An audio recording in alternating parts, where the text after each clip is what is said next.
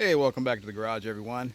Just a quick video here. I'm going to put this under the category of quick tips and tricks. This is in regard to the door latch or the door lock actuator replacement on any Volkswagen Mark IV, Golf, Jetta, what have you.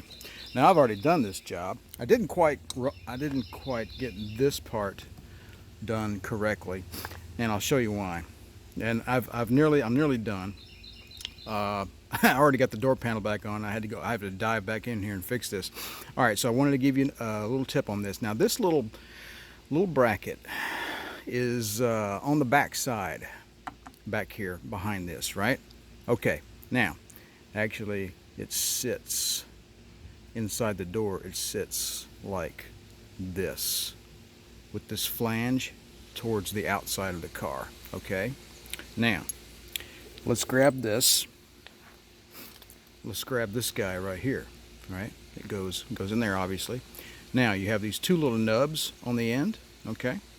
And they reach in and they grab these little flanges right here, right? Now, there's an adjustment screw inside the door, and that adjustment screw is right in there, okay? I've got a magnet stuck to the door in case I loosen the screw too much and it fell out, so.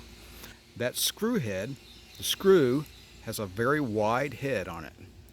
And that wide head, the flange of that head, is supposed to sit in this groove right here. Now when you loosen the screw, the head grabs this outward flange here and rotates this assembly like this. And when you tighten the screw, it rotates this assembly like this, okay?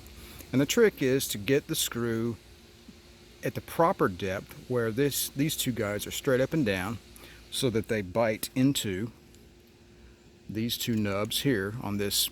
Basically, this is just a fake latch. Normally a door lock would go here, right? A door lock would go in, see right there, the door. Anyway, you get the point.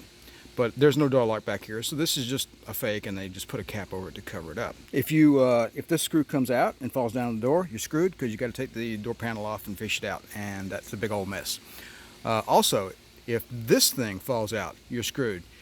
So you don't want any of this stuff to fall down inside the door. When I got this thing back together, I noticed that this was all loose and everything. I'm like, oh crud! So I had to dive back in here and fix it. I just got through adjusting the screw in my door, and I got it lined up with this little indentation right here, and I'm just about to put everything back together. All right, one thing to note when you're adjusting the screw to rotate that inner flange, the threads on the screw are really fine. Okay, so each complete revolution of the screw only moves this a very slight amount. Okay, so when you initially take the door apart, you probably wanted to screw out maybe 10 to 12 turns, okay? If this won't come out, go 3 or 4 more. It still won't come out. Eventually you'll hit the sweet spot where it'll release, okay? I had to do the back door like 20 turns, but you may or may not have to do that, okay? Depends on how that thing back behind there, it depends on how it's adjusted in your vehicle. Just keep that in mind, and however many turns you pull it out, obviously when you put it back together, write it down and use the same number of turns so that you get those two little flanges straight up and down.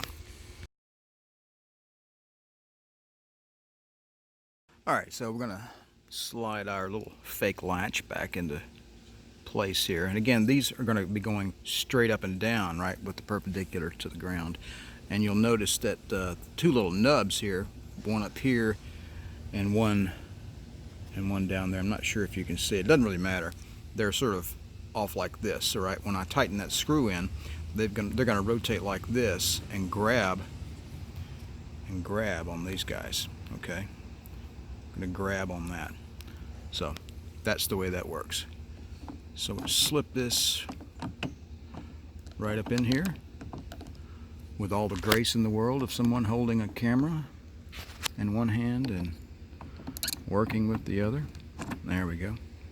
All right. Now I'm going to tighten up this screw and put everything back together. Okay, so I appreciate you guys watching.